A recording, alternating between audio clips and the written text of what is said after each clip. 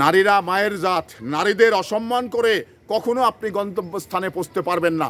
এই শফিকুর রহমান তিনবার নির্বাচন করে 12,000, 14,000, 17,000 নির্বাচন ভোট পেয়েছিলেন সিলেটে। তো সেই ডক্টর শফিকুর রহমান নারীদের প্রতি এই ধরনের বিরূপ মন্তব্য করবে, এটাই স্বাভাবিক, এটা অস্বাভাবিক কিছু না। তো এই জন্যেই আসলেই অনেক সময় আমরা বলে থাকি যে খাল কেটে কুমির ডেকেছেন।